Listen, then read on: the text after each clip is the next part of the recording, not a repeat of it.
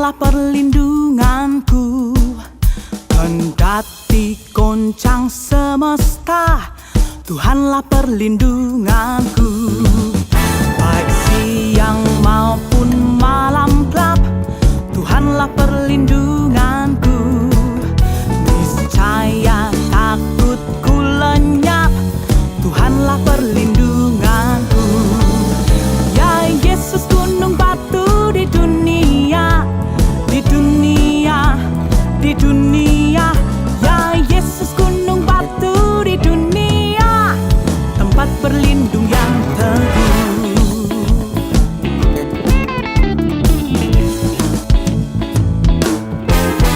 Di badai topan dunia, Tuhanlah perlindunganku, kendati goncang semesta. Tuhanlah perlindunganku. Ya Yesus, gunung batu di dunia, di dunia, di dunia. Ya Yesus, gunung batu di dunia, tempat berlindung yang teguh. Ya Yesus, gunung batu di dunia, di dunia, di dunia. Ya Yesus, gunung batu di dunia, tempat berlindung yang teguh.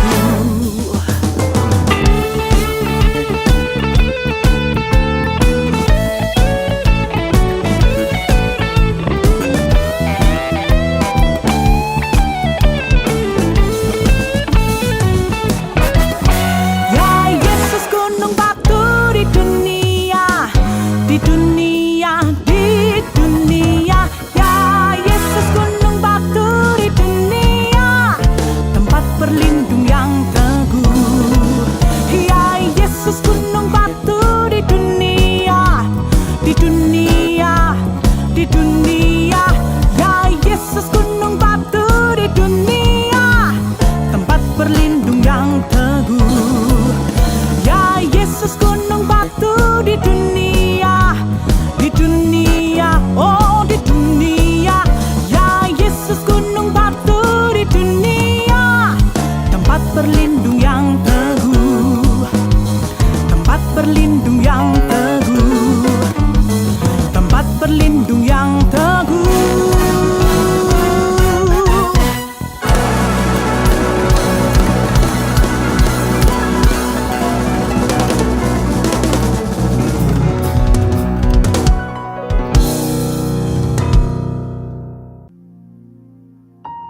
Kami mau menyembah-Mu Tuhan saat ini. Hati kami rindu kepadamu.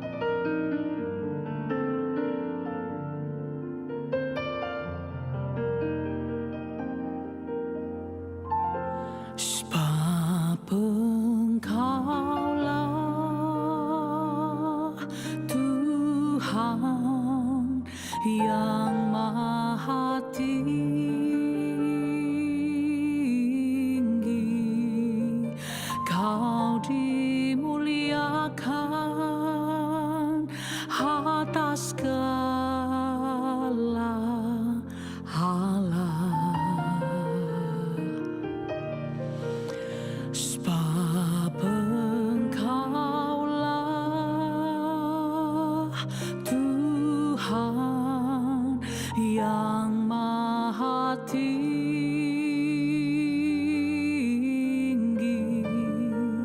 Kau dimuliakan atas segala hala. Oh, Kau ku sembah,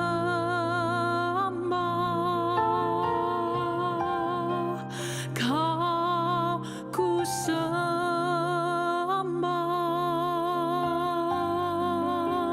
Kau ku sembah.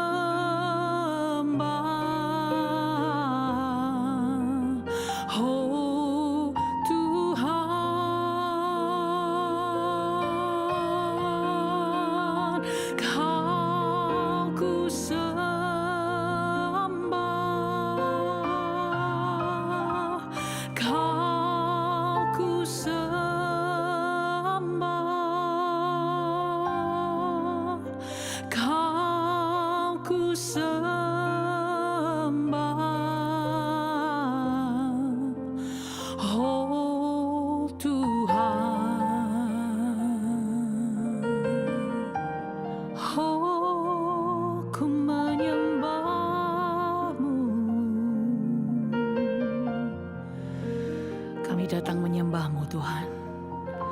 Sebab Engkaulah Tuhan yang Maha Tinggi,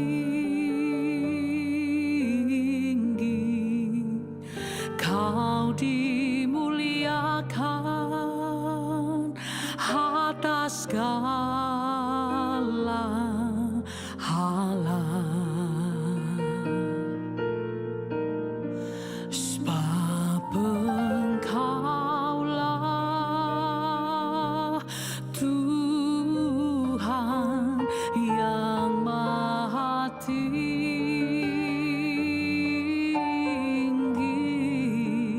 Kau dimuliakan atas segala hala. We come to worship you, Kau ku sembah,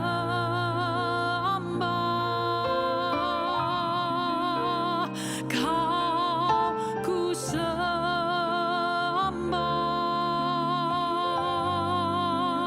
Kau ku sembah.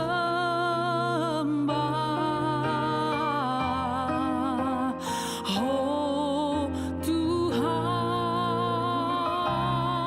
Kau ku sembah, Kau ku sembah,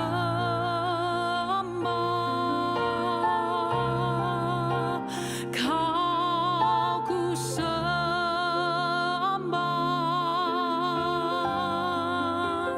Kau ku sembah.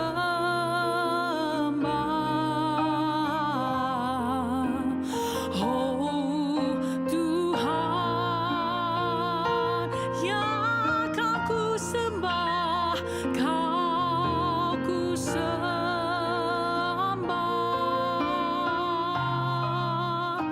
Kau ku sembah,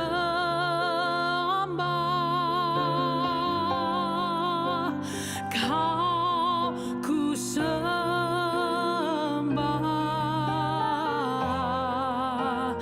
Oh Tuhan,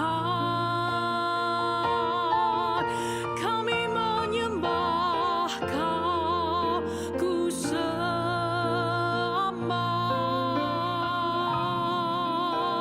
Kau ku sembah,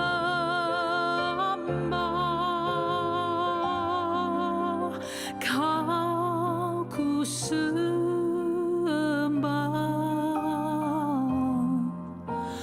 Oh Tuhan,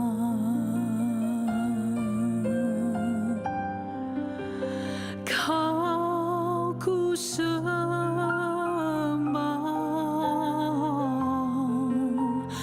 Oh Tuhan,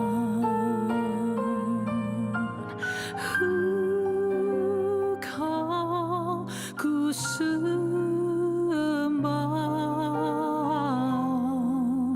Oh Tuhan,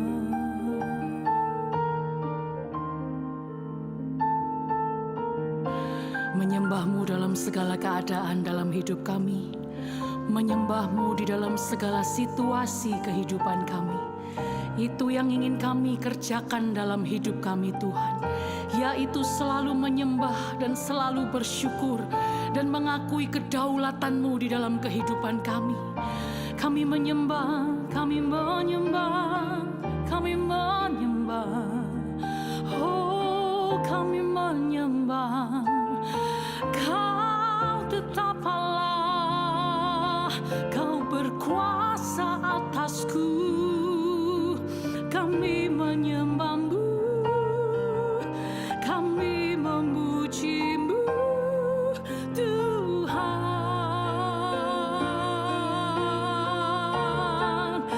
Tak ada yang lain yang ku sembah. Oh, satu nama yang berdaulat di dalam hidupku, hanya Engkau Yesus. Sungguh hanya Engkau berdaulat penuh dalam hidup kami. Tak ada lain yang ku sembah, oh selain Kau, hanya Kau Yesus,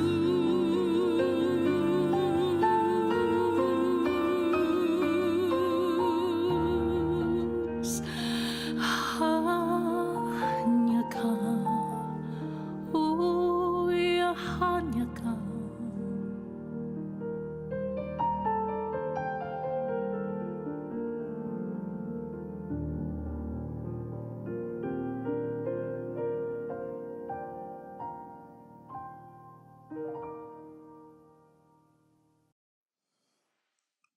Shalom saudaraku sekalian yang kekasih. Hari ini hari Minggu tanggal 26 Juli 2020. Kita kembali bersama-sama dari hadapan Tuhan walaupun kita tidak berada di tempat yang sama. Jemaat Gereja Suara Kebenaran Injil Petani Nginden, Manyar, Sukomanunggal, Citraland dan seluruh cabang di Surabaya dan sekitarnya, kiranya damai sejahtera Allah ada dalam hidup kita sekalian. Mari kita tundukkan kepala, kita berdoa. Bapa di dalam surga, Bapa mohon hikmat-Mu, mohon marifat-Mu atas anak-Mu yang menyampaikan firman ini, agar hanya kebenaran-Mu yang kami dengar. Berbicaralah kepada kami ya Bapa, agar umat-Mu diberkati dan benar-benar diteguhkan. Dalam nama Tuhan Yesus Kristus. Amin. Saudaraku sekalian, kalau kita percaya bahwa Allah adalah Bapa kita, Allah yang menciptakan langit dan bumi, yang memiliki triliun-triliun galaksi dan planet-planet, mestinya kita merasa cukup dengan Dia. Merasa cukup dengan Allah. Kita tidak berkekurangan, saudaraku. Artinya selama kita di dunia, pasti pemeliharaan atau providensia Allah sempurna diberikannya kepada kita. Bagi kita anak-anak Allah yang memiliki Bapa yang maha kuat, di dalam kamus hidup kita tidak ada kata celaka, sial, musibah, malapetaka, atau sesuatu yang kita nilai sebagai negatif. Sebab firman Tuhan mengatakan di dalam Roma pasal 8 ayat 28, Allah bekerja dalam segala hal mendatangkan kebaikan. Orang tua di dunia ini mengupayakan apa yang baik bagi anak-anaknya. Memiliki naluri untuk melindungi, naluri untuk menjaga, naluri untuk mencukupi segala kebutuhan. Apalagi Bapa di surga. Tidak diragukan, saudara. Tidak boleh diragukan, tidak perlu diragukan. Firman Tuhan mengatakan kalau Bapa yang baik di dunia ini mau memberi apa pemberian yang baik kepada anak-anaknya, apatah lagi Bapa di surga. Kita tidak boleh dan memang tidak perlu meragukan sama sekali, saudara. Tidak boleh dan memang tidak perlu meragukan sama sekali.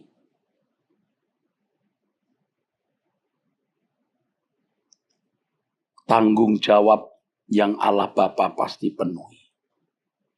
Jadi kalau kita masih memiliki keraguan-raguan yang kemudian menimbulkan ketakutan dan kecemasan, pasti ada yang salah di dalam hidup kita. Ada yang salah. Pada umumnya orang yang masih hidup di dalam ketakutan dan kecemasan, orang-orang yang sebenarnya meragukan keberadaan Allah itu. Meragukan keberadaan Allah itu. Allah itu hidup. Allah itu nyata.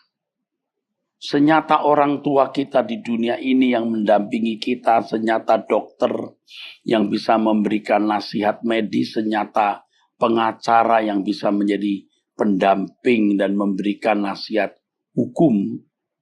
Allah lebih dari itu, Dia Bapa. Bapa yang maha hadir yang menyertai kita. Saya mengerti mengucapkan khotbah seperti ini mudah, saudaraku. Tetapi untuk mengenakannya tidak mudah karena Allah tidak kelihatan. Dan sering dalam berbagai keadaan seakan-akan Allah tidak ada. Allah senyap. Tetapi disinilah kita dilatih untuk mempercayai Allah yang tidak kelihatan itu. Nah, persoalannya adalah bagaimana kita bisa menghayati keberadaan Allah yang hidup. Menghayati keberadaan Allah yang maha hadir. Sehingga kita memiliki keteduhan dan ketenangan dalam menghadapi segala situasi hidup. Saudara, kita harus hidup dalam perdamaian dengan Allah. Hidup dalam perdamaian secara real, secara nyata. Bukan hanya di dalam teori doktrin. Dalam teori doktrin artinya di dalam pengetahuan dan format sistematika teologi, kita tahu, kita sering mendengar bahwa kurban Yesus Kristus memperdamaikan kita dengan Allah. Lalu kita merasa bahwa itulah perdamaian dengan Allah, dan orang yang percaya kepada Tuhan Yesus Kristus merasa berhak mengklaim bahwa dirinya telah berdamai dengan Allah. Dalam Roma pasal 5 ayat 10 tertulis, sebab jikalau kita ketika masih seteru diperdamaikan dengan Allah oleh kematian anaknya, lebih-lebih kita yang sekarang telah diperdamaikan, pasti akan diselamatkan oleh hidupnya. Nah, saudaraku sekalian, ayat-ayat ini menunjukkan bahwa kita, maksud saya ayat ini menunjukkan bahwa kita, saudaraku, oleh darah Yesus diperdamaikan dengan Allah. Ada akses untuk berdamai dengan Allah. Tetapi faktanya apakah orang benar-benar telah memiliki perdamaian dengan Allah? 2 Korintus 5 ayat 19 dan 20.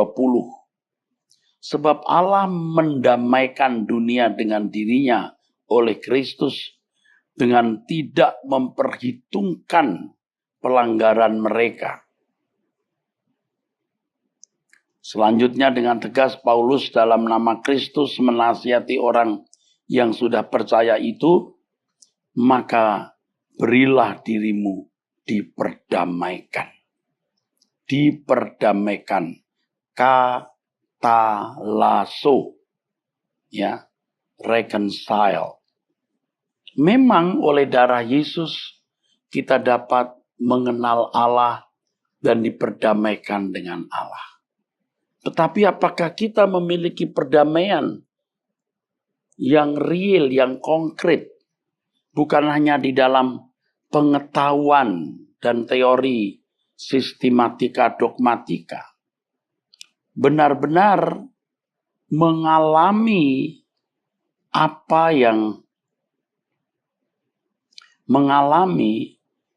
yang termuat di dalam isi perdamaian itu. Jadi kalau dua orang bermusuhan, ya saudara, lalu diperdamaikan, lalu apa maksud perdamaian itu? Apa isi perdamaian itu? Cukupkah dengan perkataan kita sudah berdamai ya? Lalu setelah itu mau apa? Kalau misalnya ada sepasang suami istri yang konflik, lalu datanglah seorang konselor lalu memperdamaikan. Ya, didoakan lalu pegangan tangan, amin. Sudah rekonsiliasi ya. Apa isinya rekonsiliasi itu? Misalnya ada anak dan orang tua, ya, tidak saling berbicara karena konflik, lalu diperdamaikan. Setelah berdamai, ya, apa isinya perdamaian itu? Apakah cukup dengan, ya sekarang sudah berdamai ya? Selesai? Nah, saudaraku, harus ada isi dari perdamaian tersebut. Harus ada. Perdamaian kita dengan Allah harus ada isinya, ada maksud perdamaian itu diadakan. Allah sebagai Bapa dan kita sebagai anak. Banyak orang Kristen tidak mengerti isi perdamaian itu atau maksud perdamaian itu diadakan. Kalau Yesus Kristus mati di kayu salib memperdamaikan kita dengan Allah, supaya terjalin hubungan antara Allah sebagai Bapa dan kita sebagai anak. Jika perdamaian itu benar-benar terwujud, nanti kita bisa merasakan apa artinya kepastian ada di dalam pemeliharaan Allah, kepastian dalam perlindungan Allah, kepastian hidup di dalam penjagaan Allah, baik di bumi sampai kekekalan.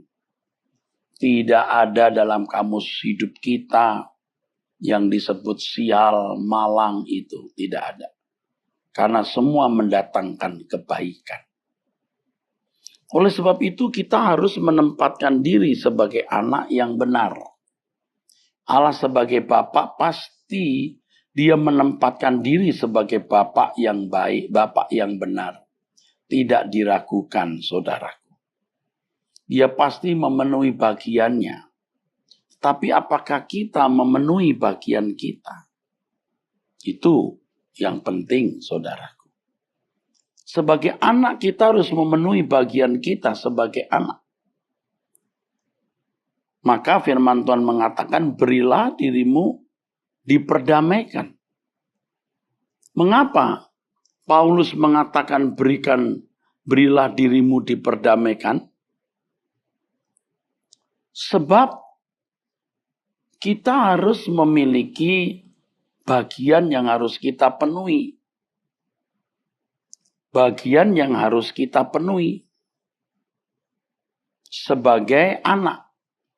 Supaya kita bisa mengerti isi perdamaian itu atau maksud perdamaian itu diadakan. Saya ulangi 2 Korintus 5 ayat 19. Sebab Allah mendamaikan dunia dengan dirinya oleh Kristus dengan tidak memperhitungkan pelanggaran mereka. Ia telah mempercayakan berita pendamaian itu kepada kami, kepada Paulus dan hamba-hamba Tuhan. Jadi kami ini adalah utusan-utusan Kristus, seakan-akan Allah menasihati kamu dengan perantaraan kami.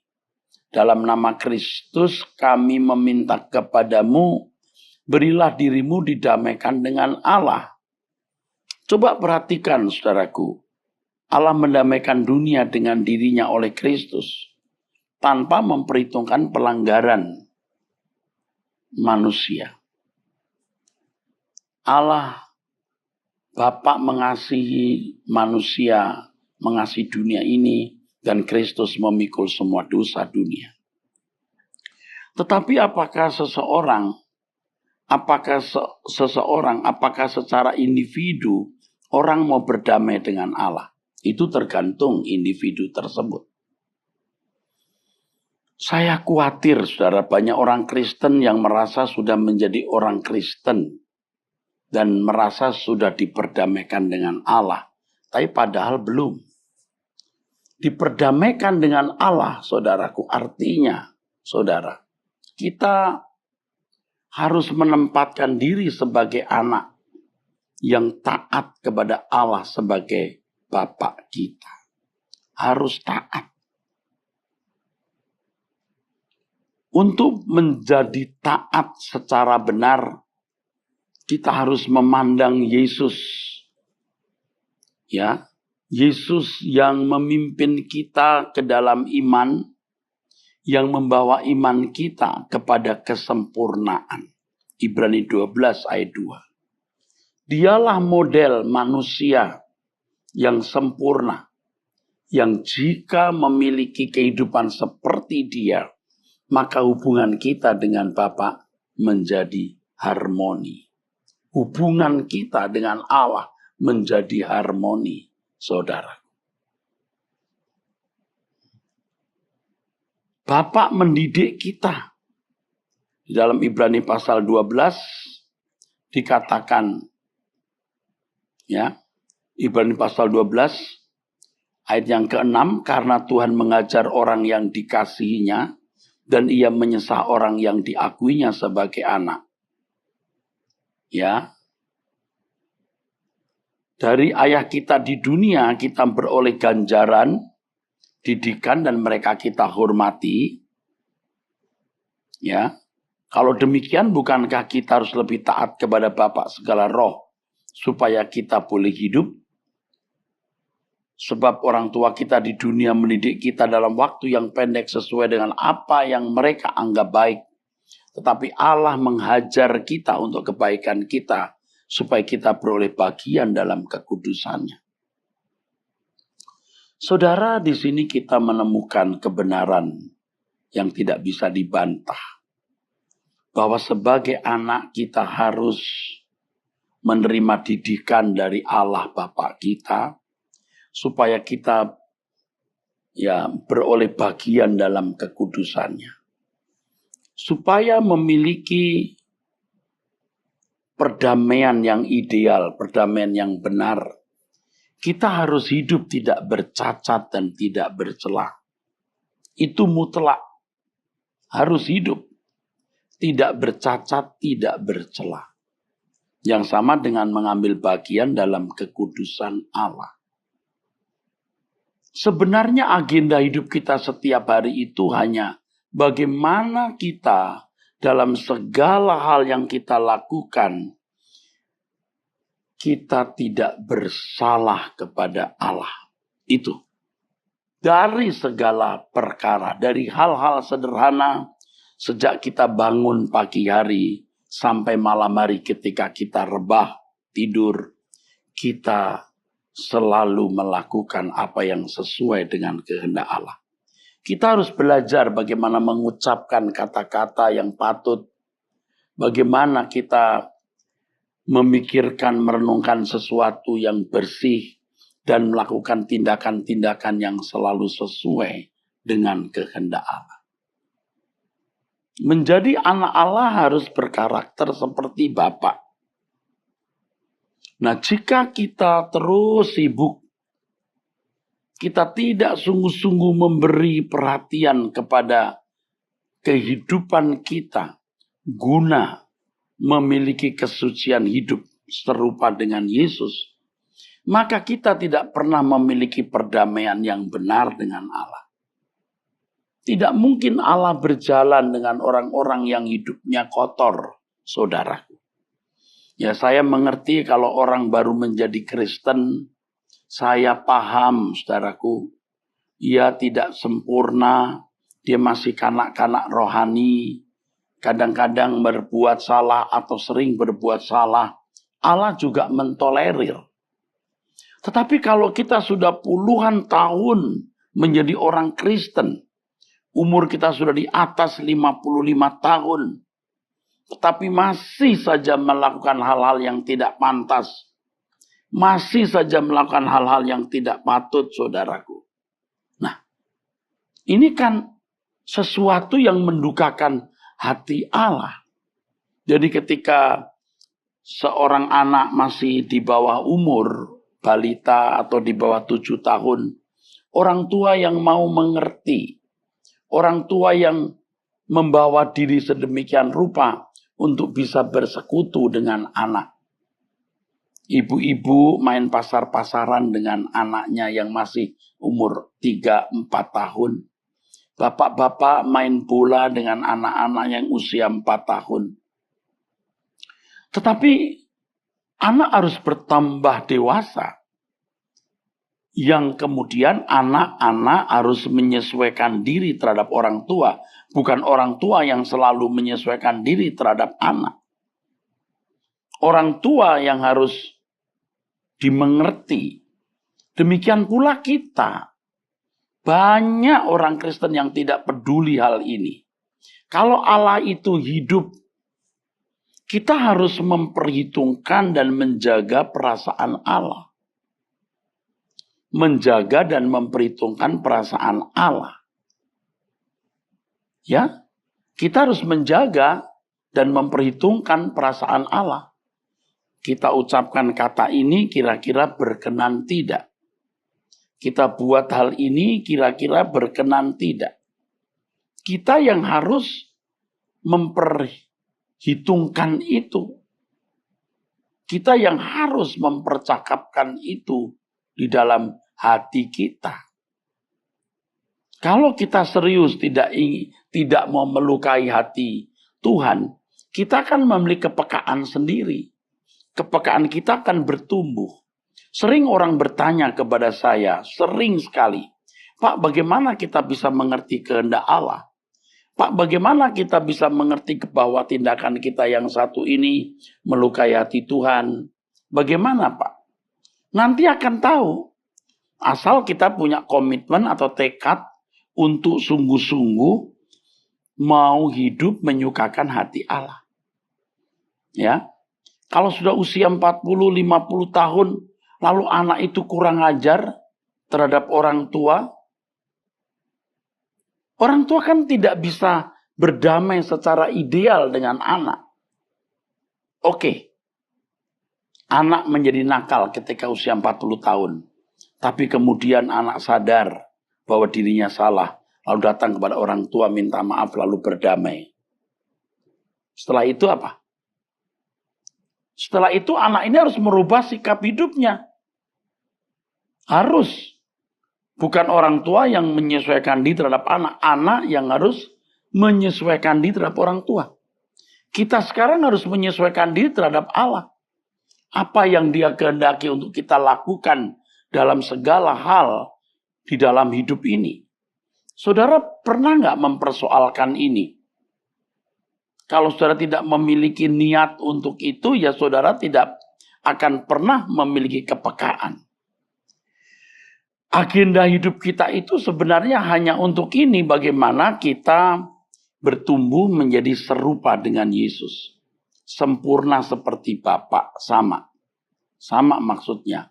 Memiliki kecerdasan rohani, sehingga kita bisa melakukan segala sesuatu selalu sesuai dengan pikiran dan perasaan Allah. Itu. Dan kita harus berusaha. Tapi kalau orang tenggelam hanyut dengan masalah-masalah hidup, entah karena belum punya rumah lalu ngotot bagaimana berjuang punya rumah. Apakah ngotot masalah jodoh, masalah anak, masalah-masalah yang lain. Kita pasti memiliki masalah, saudaraku. Tetapi jangan tenggelam dan hanyut dengan masalah-masalah tersebut. Masalah-masalah tersebut harus kita terima sebagai cara Tuhan mendidik kita, cara Tuhan mengubah kita, saudaraku. Ini maksudnya, cara Tuhan mendidik dan mengubah kita. Itu maksudnya, saudara. Tidak ada yang terjadi kebetulan, itu tidak ada. Nah, menjadi anak Allah berarti kita berkarakter seperti Bapa. Maka Alkitab mengatakan di 1 Petrus pasal 1 ayat 17, kalau kita memanggil Allah itu Bapa, hendaklah kita hidup dalam ketakutan selama menumpang di bumi. Karena kita telah ditebus dengan darah yang mahal. Ditebus jadi anak Allah itu supaya kita, ayat yang sebelumnya, kudus seperti Allah kudus. Saudara harus mulai berubah sekarang, harus mulai sadar. Jangan takut mendengar kata kudus ya. Jangan takut mendengar kalimat hidup tidak bercacat, tidak bercela. Karena memang untuk itulah kita hidup. Saudara akan menyesal kalau tidak mulai berubah saat ini. Berjuang untuk hidup tidak bercacat, tidak bercela. Berjuang untuk hidup kudus. Supaya kita bisa tune dengan Tuhan, bisa diperdamaikan dengan Dia. Hidup kudus. Yang kedua, kita harus membela pekerjaan Allah. Kita anak-anak Allah, saudaraku. Kita harus membela kerajaan Bapak kita. Harus membela kerajaan Bapak kita. Di Lukas pasal 15 kisah mengenai anak yang terhilang. Ketika si bungsu pulang kepada bapaknya, dia berkata, aku telah bersalah kepada Bapak dan kepada surga. Kenapa ia menyatakan bersalah kepada surga? Ya, sebab surga itu kerajaan kita. Kalau kita tidak melakukan sesuatu yang berguna untuk kerajaan itu, berarti, saudaraku, kita tidak setia. Kita berkhianat. Dan banyak orang yang berkhianat sebenarnya. Kalau untuk segala hal, mereka bisa mempertaruhkan harta, bisa mempertaruhkan waktu, tenaga. Tapi kalau untuk kepentingan kerajaan Allah, dia tidak melakukannya. Ada orang-orang seperti itu yang pelit, ya, yang tidak peduli dengan pekerjaan Tuhan. Membela pekerjaan Tuhan tidak harus menjadi pendeta, tidak harus menjadi aktivis. Tetapi dimanapun kita berada, kita bisa menjadi kesaksian bagi orang lain. Ya tentu, kalau kita terhisap di satu gereja, kita harus membela gereja itu dengan benar, saudaraku. Ya, mendukung pekerjaan Tuhan di dalam gereja tersebut. Saudara, kalau saat-saat COVID-19 ini, saya tahu banyak orang dalam kesulitan. Banyak sekali. Banyak sekali orang dalam kesulitan. Gereja pun mengalami kesulitan. Karena jemaat tidak bisa hadir, yang tidak bisa memberikan persembahan. Tetapi saudara harus tetap ingat bahwa Tuhan menempatkan kita di satu gereja. Kita harus mengambil bagian dalam pekerjaan Tuhan di gereja. Saudara yang mengerti nomor rekening gereja Suara Kebenaran Injil Betani Nginden, Manyar, Sukomanunggal, Citraland, dan seluruh cabang di Surabaya dan sekitarnya harus memiliki kontribusi, harus memiliki beban yang tulus untuk pekerjaan Tuhan di GSKI, Nginden, Manyar, Sukomanunggal, Citraland, dan seluruh cabang-cabang di Surabaya dan sekitarnya. Harus, saudara. Kita tidak ingin melihat pelayanan ini menjadi ambruk atau mengalami kesulitan karena tidak ada dukungan finansial atau dukungan keuangan dari anak-anak Allah yang berjemaat di sini. Ayo, saya menghimbau saudara untuk memberi perhatian guna kepentingan gereja kita ini, GSKI, ya, Betaninginden, GSKI Manyar, GSKI Sukomanunggal, GSKI Citraland dan seluruh cabang di Surabaya dan sekitarnya. Saudara, anak Allah itu menempatkan diri sebagai anak yang taat kepada Bapak, menyenangkan hati Bapak, dan terbeban untuk pekerjaan Bapak yang adalah bagian hidup kita. Ya, ayo kita meletakkan hidup kita untuk pekerjaan Tuhan juga. Jika kita melakukan hal ini, saudara, jadi pembelaan itu bukan hanya memberi uang ya, tetapi apapun yang Tuhan perintahkan untuk kita lakukan, kita lakukan. Kalau kita melakukan hal ini, maka ada perdamaian dengan Allah. Di dalam perdamaian itu ada hubungan interaksi, hubungan timbal balik, hubungan interpersonal. Oh, luar biasa. Pasti saudara bisa merasakan hubungan interpersonal dengan Allah itu.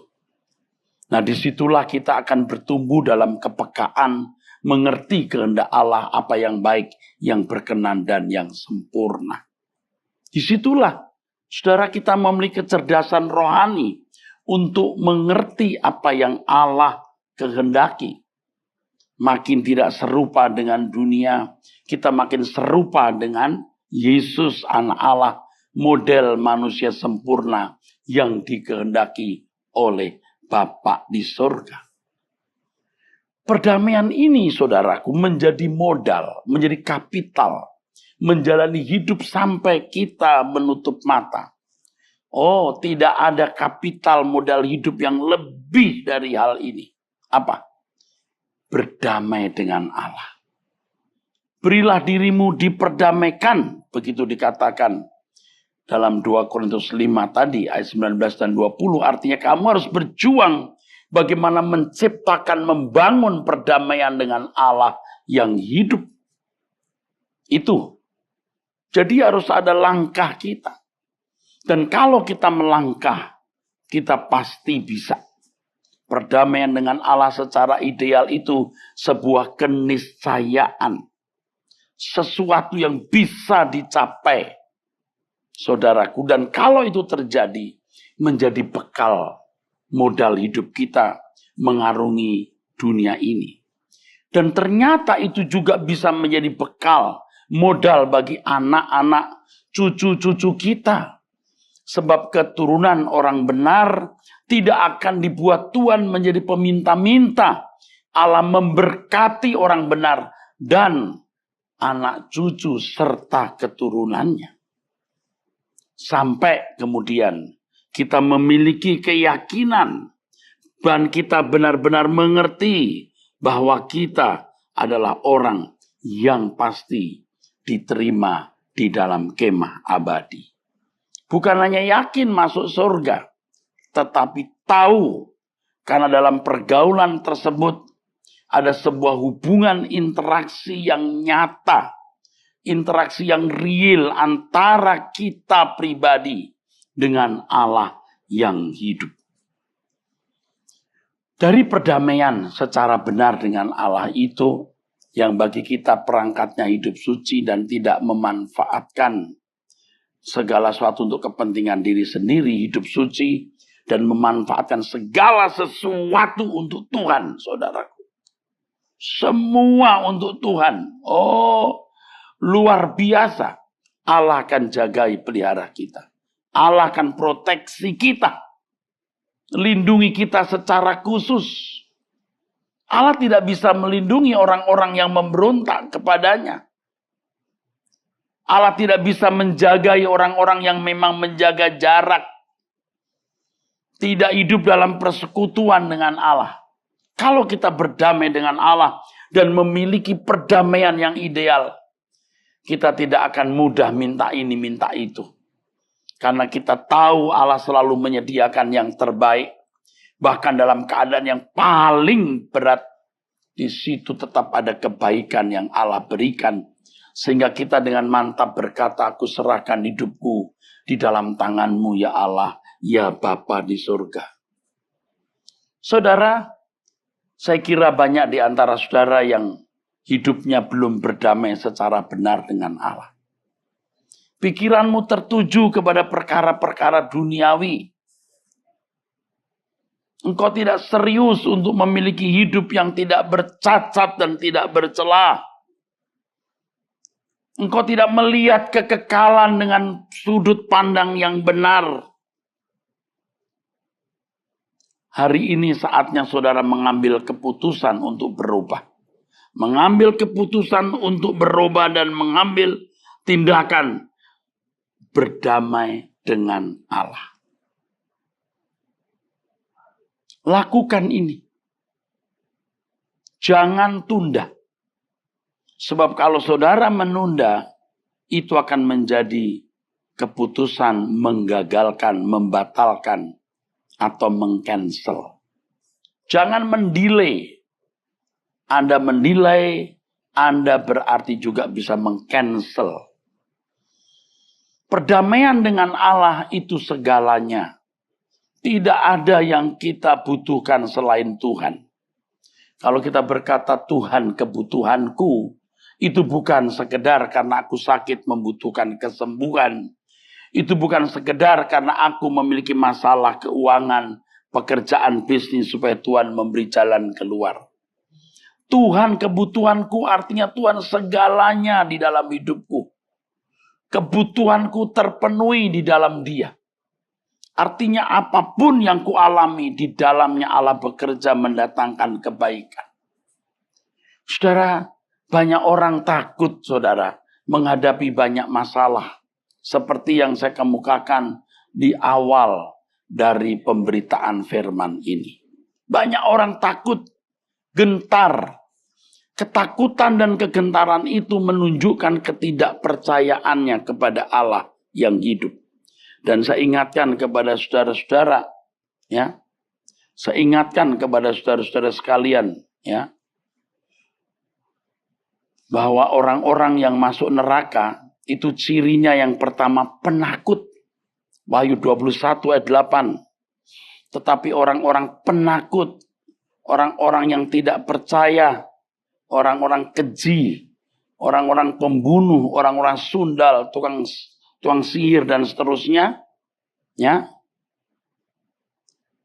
penyembah berhala, ya, pendusta, ya, mereka akan mendapat bagian mereka di dalam lautan api yang menyala-nyala oleh api dan belerang. Inilah kematian yang kedua, terpisah dari Allah. Ini yang harus kita takuti. Kita harus belajar mengerti, menerima bahwa Allah itu kebutuhan kita. You are my everything, kau segalanya bagiku. Memiliki Allah, menjadi anak Allah cukup, sudah cukup, tidak membutuhkan yang lain. Dan inilah yang akan membuat saudara-saudara sekalian hidup di dalam keberkatan Tuhan. Inilah saatnya saudara mengambil keputusan untuk berdamai dengan Allah. Yaitu dengan meninggalkan dosa-dosa. Meninggalkan kebiasaan-kebiasaan hidup yang tidak sesuai dengan kehendak Allah. Kebiasaan-kebiasaan hidup yang melukai hati Allah. Dimulai dari apa yang saudara pahami, yang saudara mengerti mengenai dosa dan pelanggaran. Segala sesuatu, ya, yang tidak menyukakan hati Allah. Segala sesuatu yang mendukakan hati Allah harus kita rela buang. Dengan komitmen, Tuhan aku mau hidup suci. Tuhan aku mau hidup tidak bercacat, tidak bercela. Dan setelah itu saudara akan lanjut dengan doa. Tuhan perintahkan aku melakukan apapun yang kau kehendaki. Dan aku akan melakukannya. Saudara, mari kita mengambil keputusan untuk itu. Mari kita berdamai. Jangan tenggelam dengan masalah-masalah hidup yang kita alami sekarang. Akhirnya kita marah, bersungut-sungut, menyalahkan orang, bahkan menyalahkan Tuhan sendiri. Mengapa aku begini Tuhan? Mengapa aku begini Tuhan? Tidak ada pertanyaan itu lagi. Allah tidak boleh diragukan, memang tidak perlu diragukan karena Allah bukan saja baik tetapi sangat baik. Allah sangat baik. Segala sesuatu yang Dia lakukan dalam hidup kita pasti sempurna adanya.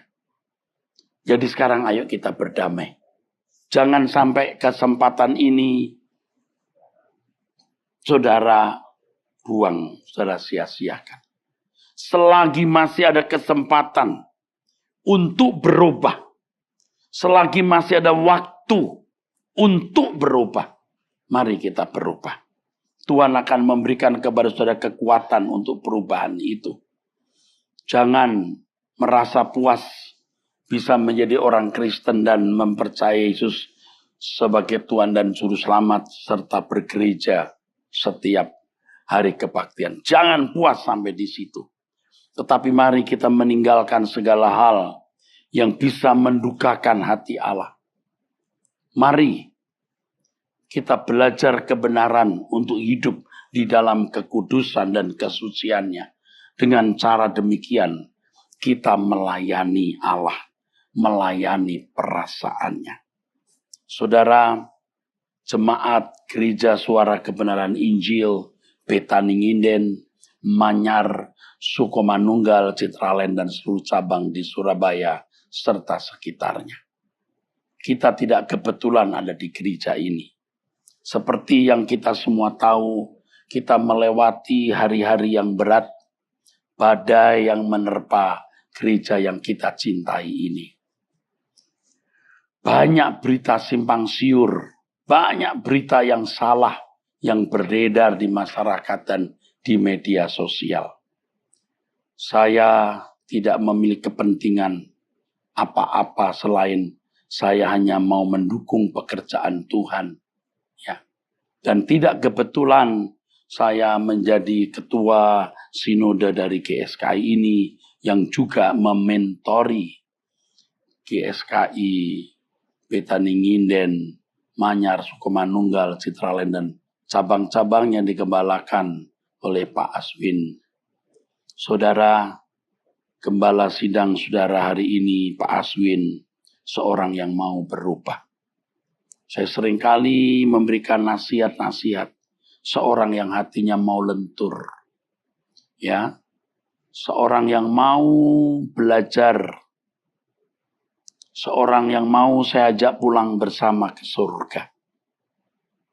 Badai besar, tapi kita mau terus belajar hidup suci, mencintai jemaat dan melayani dengan motivasi yang benar.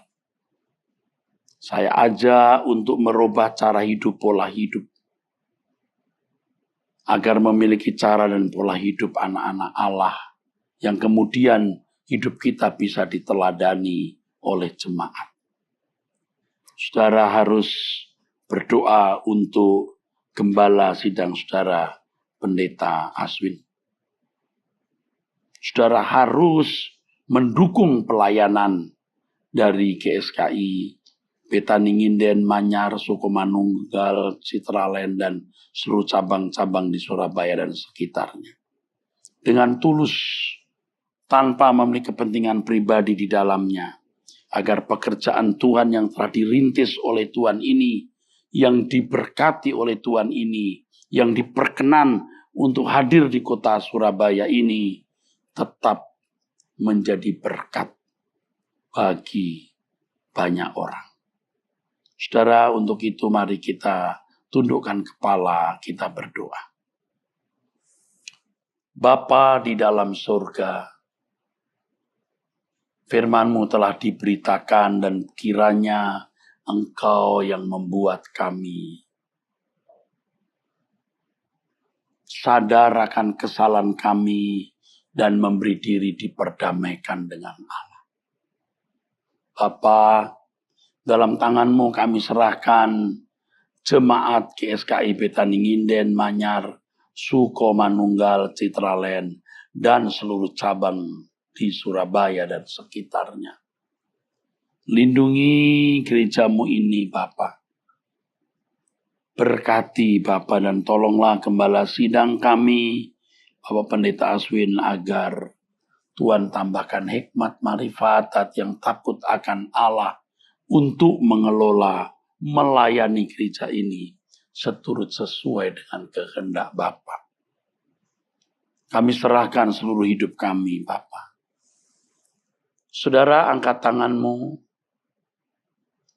Bapa, kami serahkan tubuh, jiwa, roh kami dan seluruh hidup kami dalam tanganmu.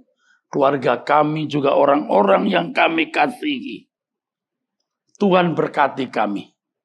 Segala berkat anugerah dari Allah Bapa, rahmat dari Gembala Agung Tuhan Yesus, dalam persekutuan Roh Kudus turun atas saudara.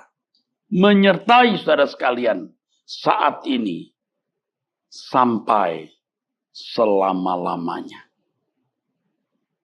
Amin. Saudara, sebelum saya undur diri, saya mengingatkan di suasana COVID-19 ini, kita ikuti protokol kesehatan pemerintah, ya. Kita tetap menjaga jarak, cuci tangan, dan mengikuti protokol yang lain. Kita tidak takut menghadapi apapun, tapi kita harus bertanggung jawab. Tuhan memberkati, sampai jumpa. Haleluya.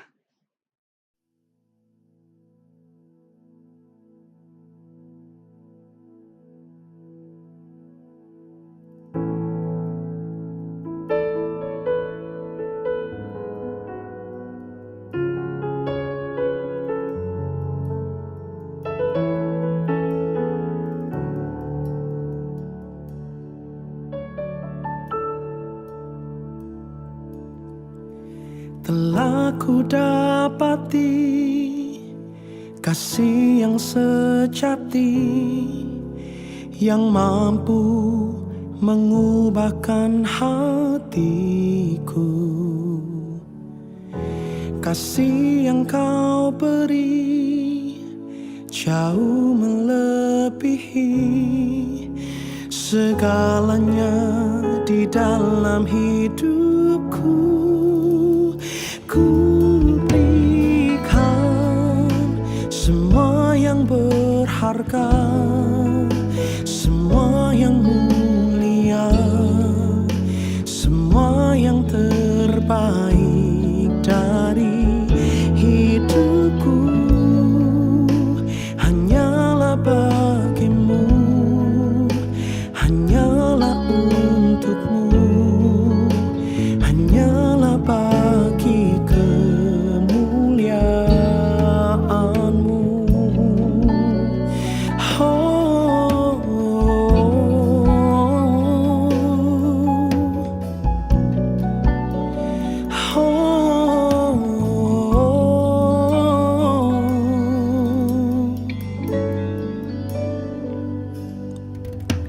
telah ku dapati kasih yang sejati, yang mampu mengubahkan hatiku.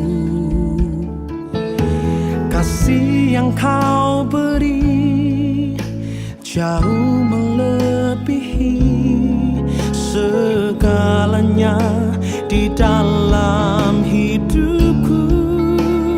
Ku berikan semua yang berharga, semua yang mulia,